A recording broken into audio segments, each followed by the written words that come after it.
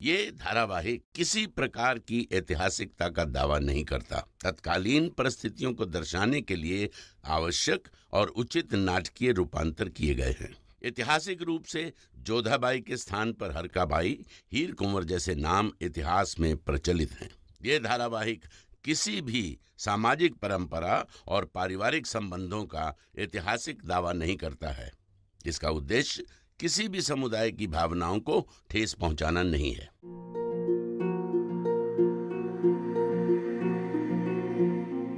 हमारी वजह से आपको जो पीड़ा हुई, उसके लिए हम क्षमा चाहते हैं।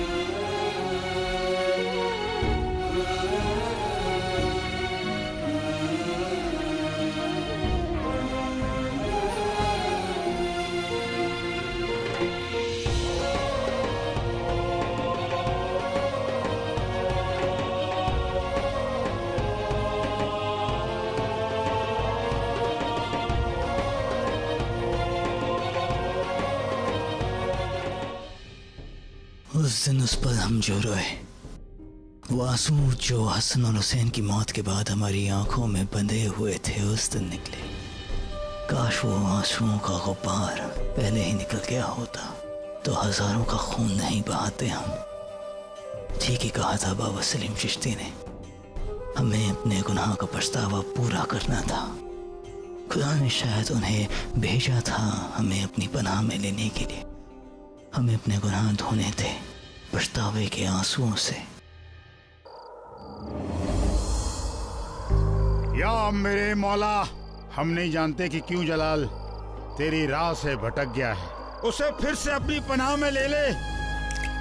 उस पर करम कर मेरे मौला, उस पर करम कर।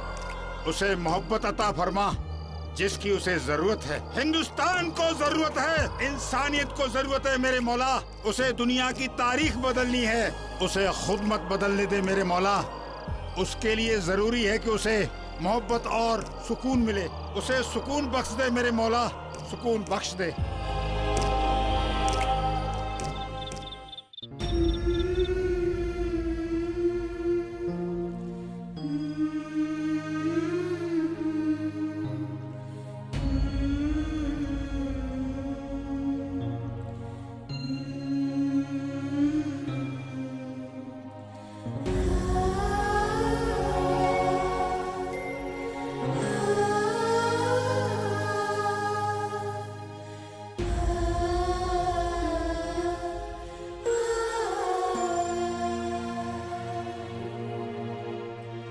तुमसे हो गया बेवजह खफा,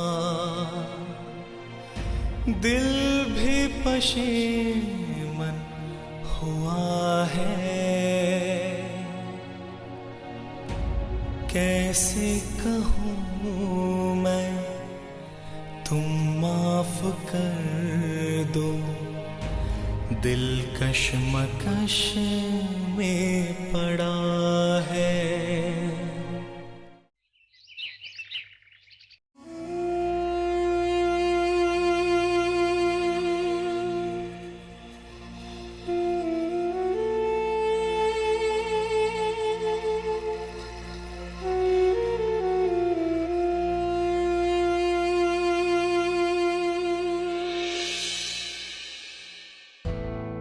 अल्लाह खैर करे। तुम दोनों ने जो खोया है वो लौट के नहीं आ सकता, न उस नुकसान की भरपाई हो सकती है, मगर उस हादसे का दर्द धीरे धीरे कम होगा। और हमारा मशवरा है कि तुम दोनों इसके लिए यहीं पर रहो। जरूरतमंदों की तीमारदारी करो। गुनाह धुल जाएंगे, जहन साफ होगा और दिल पर पड़ा बोझ धीरे धीरे कम होगा। बहुत ही उत्तम विचार है आपका बाबा। मगर शाही अंदाज में रहकर तुम लोग अपने अंदर के इंसान को नहीं पा सकते। आम आदमी की मदद करनी है और उसकी दुआएं लेनी है, इसलिए आम आदमी बनकर रहना होगा। उनका दर्द बांटो, तुम्हारा भी दर्द बट जाएगा। जलाल, जितनी जानें तुमने ली हैं उनके लिए दुआ कर। पछतावा और सुधार से बढ़कर कोई सजा नहीं होती जलाल। ये तुम्हें तय करना होगा कि तुम्हारे गुनाहों की सजा कब खत्म हुई। आपका हुक्म सर आंखों पर बाबा। हम आपके बहुत आभारी हैं कि आपने हमें यहाँ रहने की अनुमति दी बाबा। अल्लाह खैर करे। खुश रहो, खुश रहो।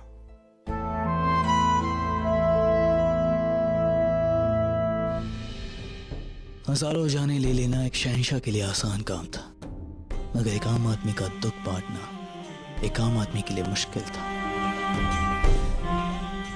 मगर अपना गुनाह धोने के लिए, सुकून पाने के लिए हमने चिश्ती बाबा की सलाह कबूल की और आप मरियम उस्मानी, आपने हर कदम पर हमारा साथ दिया।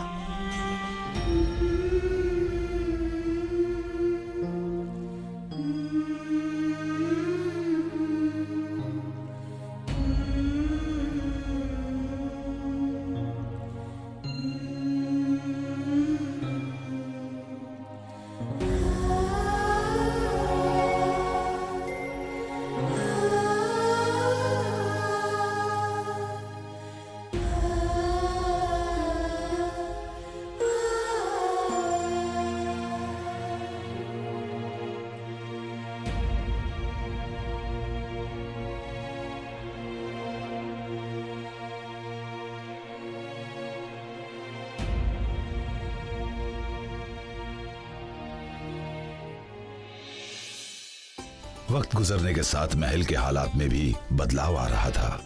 बक्सी बानो की बेटी बड़ी हो रही थी। हालांकि सुनाई न देने की उसकी कमजोरी में कोई सुधार नहीं हो पा रहा था, लेकिन बक्सी बानो पूरी तरह समर्पित थी। वो जितनी कमजोर बीवी साबित हुई थी, उतनी ही मजबूत मां बनकर उभरी थी। महामंगा और अदम खान के बदी के किस्से से लोग उभरने लगे थे, मगर अदम और महामंगा की विरासत उतनी कड़वी नहीं थी जितना उनके किस्से। रुकैया बेगम भी मायूसी के खेमे से बाहर आकर फिर से हरम को संभालने लगी थी। वो धीरे धीरे सामान्य होने लगी थी, लेकिन एक बदलाव जरूर था। रुकैया के अंदर मौजूद नरमी खत्म हो चुकी थी और गुस्सा और बढ़ गया था। बांदी! बांदी! ये क्या है? हाँ, दिखाई नहीं देता तुम्हें? अंधी हो तुम?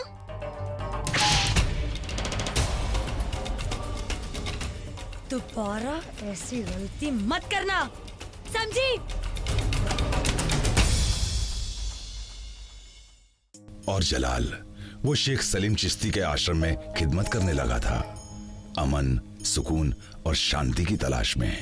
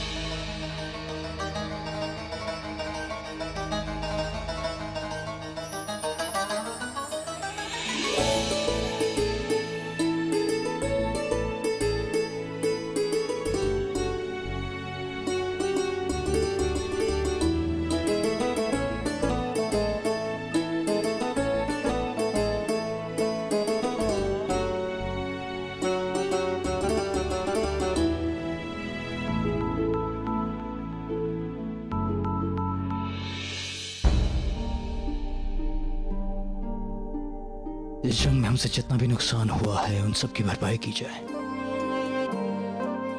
जितने भी लोगों के घर उजड़े हैं उन सब के सर पर फिर से छत मुहैया कराई जाए। जितनों के भी काम काज कारोबार बर्बाद हुए हैं उन सबको फिर से काम दिए जाएं। जितने भी राजवंशी घायल हुए हैं उन सब का मुकम्मल तौर पर ख्याल रखा जाए।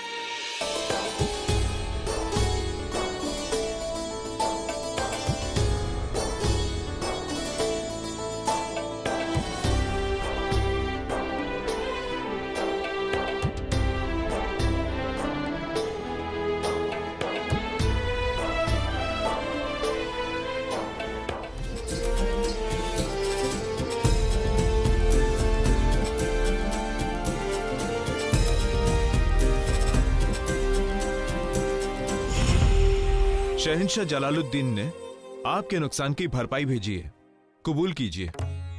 शहंशाह की ख्वाहिश है कि आपकी और आपके पूरे कुनबे की ताज़िंदगी देखभाल की जाए। क्या इन सिक्कों से जो हमने खोया है वो खरीदा जा सकता है? जाकर कह दीजिए अपने शहंशाह से, हमें उनकी सहायता की ये भिक्षा नहीं चाहिए।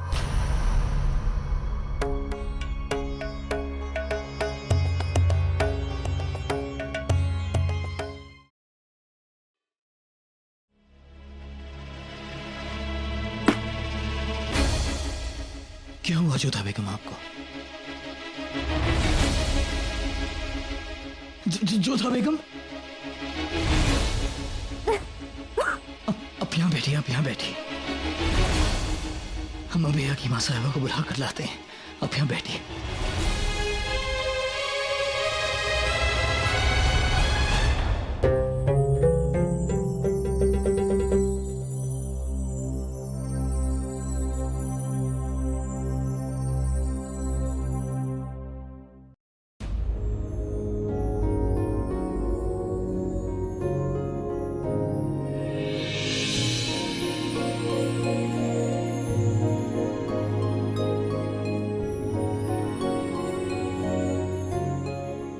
क्या हुआ हकीमा साहिबा, ये ठीक तो हैं?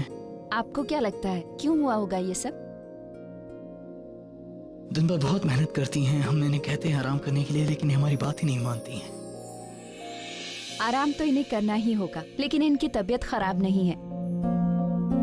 मतलब? मुबारक हो, आप वालिद बनने जा रहे हैं और अब आपको इनका ज्यादा से ज्यादा ख्याल रखना होगा।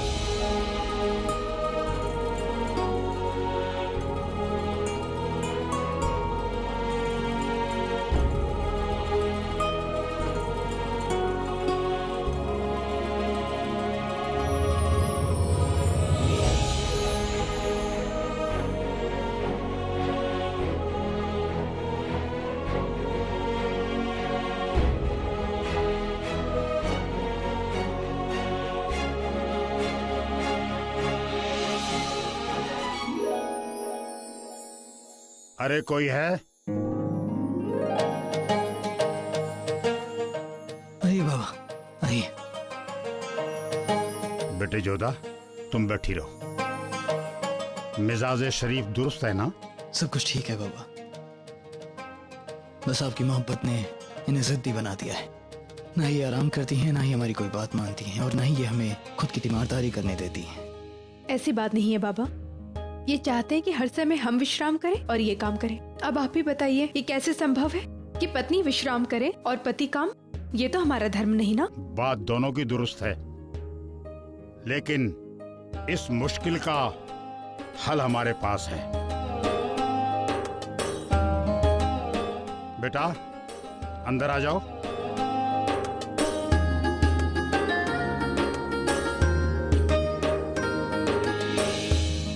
बेटा जोधा, आज से तुम्हारी देखभाल ये शमशाद बानो करेंगी। न तुमको जलाल से कोई शिकायत होगी और न जलाल को तुमसे। शुक्रिया। खुश रहो बेटा। अब मैं चलता हूँ। खुदा हाफिज।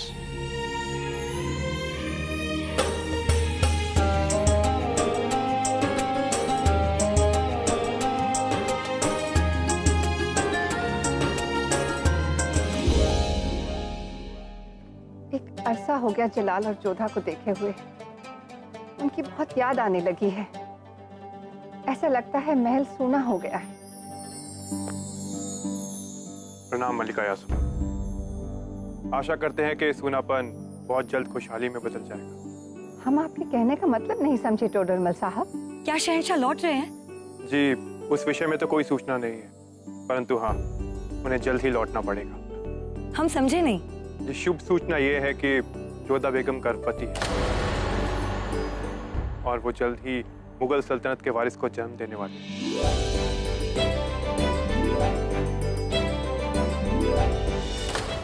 या खुदा, तू बड़ा कारसाज है। तेरा लाख लाख शुक्र है मेरे मौला। अल्लाह, तेरा लाख लाख शुक्र है। हमें ये दिन तो नसीब हुआ। अम्मी जान, हमसे सब्र नहीं हो रहा है। हमारा दिल कर रहा है कि हम उड़ के जोधा बेगम के पास पहुंच जाएं। बेशक टोडरमल साहब, फौरन हमारी रवानगी की तैयारी कीजिए। हम नहीं जाएंगे।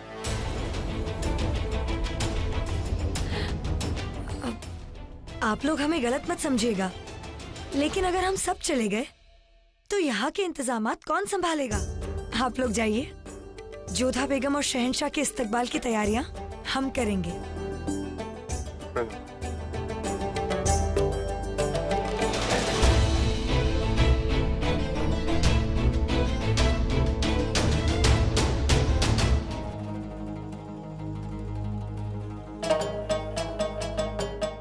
जलाल, बच्चे की पैदाइश के वक्त तुम यहाँ नहीं रह सकते।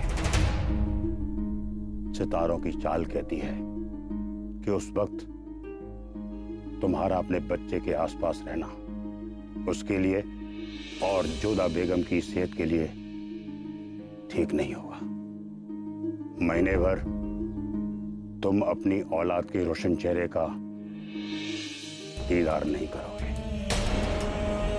जलाल, ये मैं जो कह रहा हूं, ये अल्लाह की आवाज है। तेरी औलाद का दीदार उसके लिए खतरे का पैगाम होगा। अपनी इन बेसब्र आंखों से उसे दूर रख। 1 महीना तुम्हें यहां से दूर रहना होगा। हुजूर, कि अपनी औलाद की पैदाइश के वक्त हम अपनी बेगम और अपने बच्चे के साथ होना चाहते हैं, लेकिन हम समझ सकते हैं कि हमारे लिए हमारी बेगम और हमारी होने वाली औलाद की भलाई से बढ़कर और कोई बात नहीं।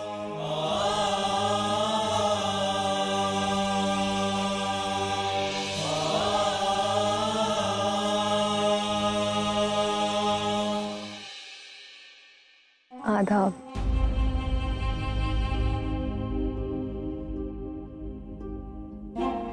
हम आपसे इजाजत लेने आए हैं जोधा बेगम।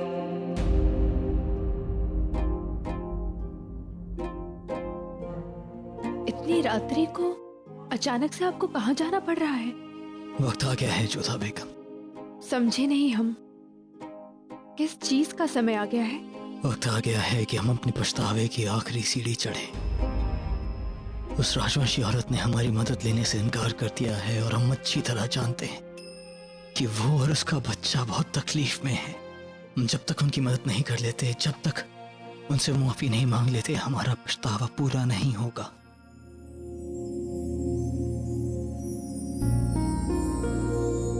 शहंशाह, ईश्वर आपके इस प्रयास का प्रसाद अवश्य आपको देंगे, और जब आप लौट कर आएंगे तब हम दोनों की प्रेम की निशानी आपकी गोद में होगी।